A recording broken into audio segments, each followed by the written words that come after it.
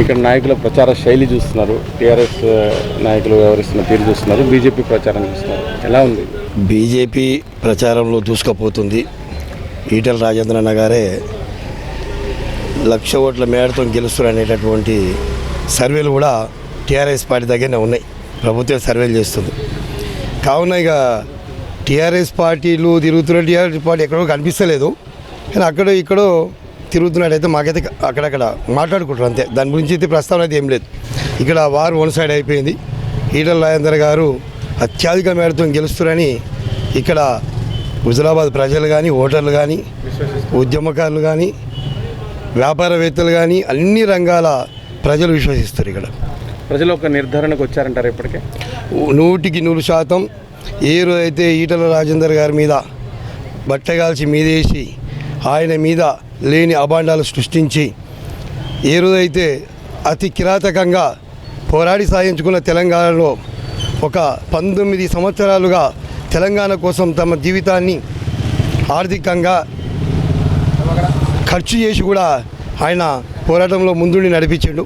కేసీఆర్ తాయి ఫామ్ హౌస్లో అంతే, హరీష్ రావు గారు మామ సేవ చేసుకుంటూ కూర్చుంటే, కేటీఆర్ గారు అమెరికాలో ఉన్నప్పుడు ఈడ ఉద్యమాన్ని బతికించింది, ప్రజల్లో ఉంచింది ఈటెల రాజేందర్ గారు అనేది వాస్తవం.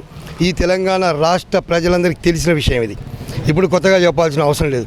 ఈటెల రాజేందర్ గారికి ఉద్యమంతో సంబంధం లేదని మాట్లాడడం, ఈటెల రాజేందర్ గారు ఉద్యమంలో ఏడుండని మాట్లాడడం అంటే దానికి అది వాళ్ళకే వదిలిపెట్టాలి. నవ్విపోదును కాక నాకేటి సిగ్గన్న సందంగా ఈరోజు ఈటెల రాజేందర్ అనే వ్యక్తే లేనప్పుడైతే ఉద్యమం అయితే లేదు. మనకు తెలిసి 19 సంవత్సరాలుగా ఒక కేసీఆర్ గారు ఏ విధంగా అయితే ఉన్నారో, కేసీఆర్ గారు కనబడిన చోట, మాట్లాడిన చోట, వినబడని చోట కూడా, ఆయన మాయమైపోయాడు అనుకున్న చోట కూడా ఉద్యమం చనిపోయిన ప్రతి సందర్భంలో దాన్ని బ్రతికించి ప్రజల్లో ఉంచినవాడు ఈటెల రాజేందర్ గారు. ఇవన్నీ ఇప్పుడు హుజురాబాద్ ప్రజలు గుర్తుపెట్టుకుని ఆయన ఉంటారంటారా? 100% హుజురాబాద్ ప్రజలు గుర్తుపెట్టుకున్నారు. ఎందుకంటే తెలంగాణ ఉద్యమానికి ముందు నుంచి ముందడుగు వేసి పోరాటం చేసిన కూడా హుజురాబాద్ ప్రజలే. ఈ హుజురాబాద్లోనే ఉప్పల్ రైల్వే స్టేషన్ దిగ్బంధిస్తేనే కదా కేంద్రం ఇటువైపు చూసింది. సోనియా గాంధీ అసలు ఎవరి వ్యక్తి, ఎందుకు జరుగుతుంది ఈ ఉద్యమం, ఈ తెలంగాణ ఉద్యమం ఇంత తీవ్రత ఉన్నదా, ఒక జాతీయ రైల్వే రహదారులను కూడా కట్టడి చేసేటటువంటి ఆపేసేటువంటి స్థితికి చేరుకుందంటే ఇది ఎక్కడి వరకు పోతుందని అప్పుడు ఇటు సైడ్ చూస్తేనే కదా తెలంగాణ ఉద్యమం తీవ్రత తెలిసింది. రాళ్ల దెబ్బలకు, బుల్లెట్ తూటాలకు, పోలీసు కేసులకు, జైలు జీవితాలకు, నిర్బంధాలను ఎదిరించినటువంటి నాయకుడు కదా ఈటెల రాజేందర్ గారు. ఏ రోజు పోయి పోలీస్ స్టేషన్ ఉన్నాడు కేసీఆర్ గారు, ఏ రోజు పోయి కేటీఆర్ గారు పోలీస్ స్టేషన్ ఉన్నారు. ఈ హుజురాబాద్ బిడ్డలందరూ తెలుసు. కమలాపూర్లో జరిగినా, మహబూబ్ నగర్లో జరిగినా, నల్లగొండలో జరిగినా, కరీంనగర్లో తెలంగాణ ఉద్యమం జరిగినా, ధూమ్ధాం జరిగినా ప్రతి చోటుకు ఈ కమలాపూరు, ఈ హుజురాబాద్ నుంచే, ఈ జమ్మికుంట నుంచే సర్ది కట్టుకొని ఈటెల రాజేందర్ గారు వేలాది వందలాది మందిని తమ సొంత ఖర్చులతో తీసుకుపోయి ఉద్యమం చేసినటువంటి నాయకుడు ఈటెల రాజేందర్ గారి సంగతి తెలంగాణ రాష్ట్రం తెలుసు, అంతకుమించి హుజురాబాద్ బిడ్డలు తెలుసు. కానీ టీఆర్ఎస్ నాయకులంతా అసలు ఈటెల రాజేందర్ నాయకుడిని చేసిందే మేము అవకాశం ఇవ్వడం వల్లనే మంత్రి పదవులు వచ్చాయి అంటున్నారు కదా. ఎవరిని నాయకులు చేయరు. కాలం అనివార్యంగా నాయకులను తయారు చేసుకుంటుంది ఈ సొసైటీ. వాస్తవంగా ఈటెల రాజేందర్ గారు వచ్చినప్పుడు అప్పటికి 2 సంవత్సరాలనే ఆ పార్టీలో ఎవరు కూడా లేరు. ఈటెల రాజేందర్ గారు ఏ ప్రస్థానంలో వచ్చిండు, ఏ విధంగా వచ్చిండు, ఈ హుజురాబాదు ఈ కమలాపూర్ తీసుకొచ్చినప్పుడు ఈ హుజురాబాద్లో ఎలాంటి టీడీపీ శక్తులు ఎంత బలంగా ఉన్నాయి, అప్పుడు బలమైనటువంటి వ్యక్తులతో తట్టుకోలేని కేసీఆర్ ఆ రోజు ఈటెల రాజేందర్ అనేటువంటి ఒక ఉద్యమకారుని తీసుకుండు. ఆయన ఈటెల రాజేందర్ గారు అంటే ఒక తెలంగాణ ఉద్యమే కాదు, ఆయన జీవితం, ఆయన పుట్టుక, ఆయన విద్యార్థి దశ నుండే ఉద్యమాలలో ఉన్నటువంటి వ్యక్తి. తమ యొక్క జీవితాలను ఉద్యమానికి అర్పించినటువంటి వ్యక్తులు. ఎందుకంటే అన్ని ఉద్యమాల గురించి బాహాటంగా మాట్లాడుకోలేం. ప్రజల గురించి మొట్టమొదటి నుంచి ప్రాణాలు తెగించి, ప్రాణాలు వదిలిపెట్టి ఉద్యమం చేసిన వాళ్ళు ఈటెల రాజేందర్ గారు, ఈటెల జమునక్క గారు, వాళ్ళ ఫ్యామిలీ, వాళ్ళ కుటుంబం కూడా పూర్తి ఉద్యమాల నుంచి వచ్చింది. తెలంగాణ సాయుధ రైతాంగ పోరాట మూలాలు కలిగినటువంటి కుటుంబం అది. అప్పుడు తెలంగాణ ఉద్యమం స్టార్ట్ చేయగానే జెండాలు వేసుకొని ఊరికొచ్చి వచ్చిన ఫలాలు అందుకుందానికి వచ్చినందుకు కేసీఆర్ కల్వకుంట్ల కుటుంబం కాదు, కల్వకుంట్ల వర్గం కాదు. హుజురాబాద్లో ఎవరిని నిలబెట్టినా గెలుస్తాం, చెప్పు నీ కుక్కని ఎవరిని నిలబెట్టినా గెలుస్తాం అనేది కూడా టీఆర్ఎస్ నాయకులు అన్నట్లుగా చాలా ప్రచారం జరిగింది. వాస్తవంగా హుజురాబాద్లో కేటీఆర్ గారు కుక్క నిలబెడితే గెలుస్తా అనడం, దాని తర్వాత విద్యార్థి ఉద్యమ నాయకుడైన పేరు చెప్పుకొని బతికే సుమన్ లాంటి వాళ్ళు కూడా చెప్పు నిలబెడితే కేసీఆర్ చెప్పును పెట్టినా గెలుస్తా అనుకున్నారు. అని మాట్లాడి ఈ హుజురాబాదు ప్రజల ఓటర్ల యొక్క ఆత్మగౌరవం మీద దెబ్బ కొట్టిన వాళ్ళు. ప్రజలు హుజురాబాద్ ఓటర్లు కుక్కకో చెప్పుకో నక్కకో ఓటేస్తులు గారు. ఇదే విధంగా 1989లో కల్వకుర్తి మహబూబ్నగర్ జిల్లా కల్వకుర్తి నియోజకవర్గంలో ఎన్టీ రామారావు కూడా నా చెప్పును పెడితే గెలుస్తాయని చెప్తే ఆ రోజు కల్వకుర్తి ప్రజలు అదే చెప్పుతోని బుద్ధి చెప్పారు. ఎన్టీ రామారావుకు డిపాజిట్ రాకుండా ఓడగొట్టి అనామకుడైన చిత్తారంజన్ దాస్ని గెలిపించుకున్నారు. అదే స్ఫూర్తితోని రేపు డిపాజిట్ టీఆర్ఎస్ పార్టీకి డిపాజిట్ గల్లంతు చేసి 1,00,000 పైబడి ఓట్ల మేడతోని ఈటల రాజేందర్ గారిని గెలిపించుకోవడం కోసం హుజురాబాద్ ప్రజలు ఈ మాట టీఆర్ఎస్ వాళ్ళు ఈ మాట మాట్లాడిన రోజే వాళ్ళు డిసైడ్ అయి ఉన్నారు. ఖచ్చితంగా ఈటల రాజేందర్ గారికి ఓటేసి వాళ్ళు గెలిపించుకోవడానికి సిద్ధంగా ఉన్నారని తెలియజేస్తున్నాను. చాలా కామెంట్ చూస్తున్నాం టీఆర్ఎస్ నేతల నుంచి. వాళ్ళు చేసే భాష కానీ వాళ్ళు మాట్లాడే మాటలు కానీ వాటి నుంచి ప్రజల నుంచే రియాక్షన్స్ వస్తున్నాయా? ఎట్లా ఉంది నాయకులుగా మీరేమంటారు? వాస్తవంగా వినాశకాలే విపరీత బుద్ధి వినాశకాలు అంటారు. సరే, ఏది ఏమైనా వాళ్ళకు నాశనం అయ్యే కాలం దగ్గర వచ్చింది. ఆ పార్టీ పతనం అయ్యేటటువంటి కాలం దగ్గర పడ్డది. కాబట్టికనే ఆ ఒక్కడే కాదు, మొన్నటికి మొన్న మరివానిపల్లిలో పల్లా రాజేశ్వర రెడ్డి గారు మీటింగ్ పెట్టి అతి దుర్మార్గంగా మనం చెప్పుకోవడానికే అసభ్యంగా చెప్పుకోవడానికి అభ్యంతరకరమైనటువంటి పదజాలం వాడడం మొదలుపెట్టింది. మొగని సొమ్ము తిని మిండెని పాట పాడితే అనేటటువంటి పదజాలం ఏదైతుందో అది వాడినందుకు వాస్తవంగా చాలా దుర్మార్గమైనటువంటి అది.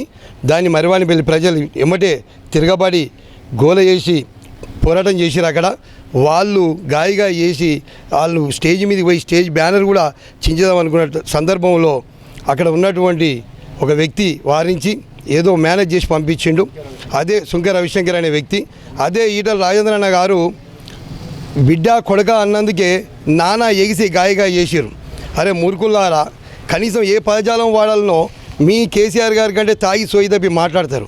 ప్రతి ఒక్క నాయకుడు అదే విధంగా మాట్లాడతారని నేను ప్రశ్నిస్తూ ఉన్నాను. తాడికొండ రాజా ఏమంటాడు? 150 రూపాయల చీర 100 రూపాయల చీర ఇచ్చుకుంటా ఒక తల్లికి కొడుకు కొనిస్తుండా. కేసీఆర్ ఒక తల్లికి కొడుకు అవుతుండు, ఒక చెల్లెకు అన్న అవుతుండు, ఒక భార్యకు భర్త అవుతున్నటువంటి దుర్మార్గమైన భాష. అసలు ఏం భాష ఇది? ఏం ఆలోచన? ఏం దొరల పటేల కాలం అనుకుంటురా? దొరల రాజ్యం అనుకుంటురా? తెలంగాణలో సాయుధ రైతాంగ పోరాటం జరిగి ప్రజాస్వామ్య ఉద్యమాలు వచ్చి దొర గడిలు కూలిస్తే తెలంగాణ వచ్చిన తర్వాత తెలంగాణలో కేసీఆర్ పాలన ఎట్లుందంటే 1000 పడగల విషసర్పంలా తయారైంది ఈరోజు. ఈ 1000 పడగల విషసర్ప బుసలు కొడుతుంది కదా. ఖచ్చితంగా ఈటల రాజేంద్రన్న గెలిపెట్టుంటుంది. అంటే ఆ పడగ మీద ఇట్లా పెట్టి టక్కున ఒక ఏటు వేస్తే కిరుణ తిరిగి కింద పడుతుంది కదా. ఆ విధంగా ఈ పరిపాలనకు అంతం పలికేది ఉంది. ఒకడేమంటాడు ఎన్కుప్తున్నావు కానీ ముందుకు పని ఒకడంటాడు. ఒకడేమంటాడు కుర్చీలు ఏవని కలెక్టర్లు అంటాడు. ఒకడేమంటాడు ఈ బట్టలు ఇచ్చి భర్తలందరికీ భర్త అవుతుండు భార్యలందరికీ అంటాడు. ఒకడేమంటాడు మొగం సొమ్మిదిని మిన్నెడు పాట పాడాడు. అంటే ఏమనుకుంటారు ఈ తెలంగాణ? ఖచ్చితంగా మిమ్మల్ని ఒకప్పుడు ఏ విధంగా అయితే ఊర్ల నుంచి తరిమిరో కేసీఆర్ పాలన కూడా తరిమి కొడతారు. ఇదే విధంగా పాలకులు కనుక మంత్రులు కనుక మాట్లాడితే ఖచ్చితంగా తరిమి కొడతారు. ఆ నాయకుడు ఏమంటారు? ఈటల రాజేందర్ గారు హుజురాబాద్ అనేది చిన్నది, అక్కడ గల్లీ నాయకులు చూసుకుంటారని మాట్లాడతారు. నిజంగానే గల్లీ నాయకులే చూసుకుంటారంటే నీ బావ హరీష్ రావు గల్లీ నాయకుడా? ఇక్కడికి వచ్చే మంత్రులు గల్లీ నాయకులా? ఇక్కడ గల్లీ నాయకుడే కదా. గల్లీ నాయకుడు అయితే ఎందుకు 3 ఎంపీలను పెట్టిరు? ఎందుకు 3 ఎంపీలు పనిచేస్తారు, 4 ఎమ్మెల్సీలు పనిచేస్తారు, 6 మంత్రులు పనిచేస్తారు, 10 మంది ఎమ్మెల్యేలు పనిచేస్తారు. అదేవిధంగా ఇక్కడ 20 మంది జెడ్పీటీసీలు పనిచేస్తారు, ఎంపీటీసీలు దగ్గర ఒక 30 మంది దాకా పనిచేస్తారు. అంటే మండలాధీశులు ఒక 30 మంది పనిచేస్తారు. దేనికి? ఈటల రాజేందర్ గారు గడ్డిపోతో సమానం అన్న కేసీఆర్ ఈరోజు గడ్డపరై దిగిండు ప్రగతి భవన్కు. ప్రగతి భవన్ బీటలు వారింది. హుజురాబాద్ ఎన్నికల రిజల్ట్ రాగానే ప్రగతి భవన్ గోడలు ఇట్లా ఇచ్చుకపోతాయి. ఖచ్చితంగా 69, 70లో ఏ విధంగా అయితే తెలంగాణలో ఒక సామాజిక విప్లవ ఉద్యమం వచ్చిందో హుజురాబాద్ రిజల్ట్ తర్వాత తెలంగాణలో మరొక సామాజికమైనటువంటి మార్పు వస్తుంది, రాజకీయ మార్పు వస్తుంది. ఖచ్చితంగా ఒక అవినీతి పాలనకు ఒక ఆత్మగౌరవానికి మధ్య జరుగుతున్న యుద్ధం, అహంకారానికి అవినీతికి ఆత్మగౌరవానికి మధ్య జరుగుతున్న యుద్ధం, ధర్మానికి అధర్మానికి మధ్య జరుగుతున్న యుద్ధం, కౌరవుల పాండవుల మధ్య జరుగుతున్న యుద్ధం.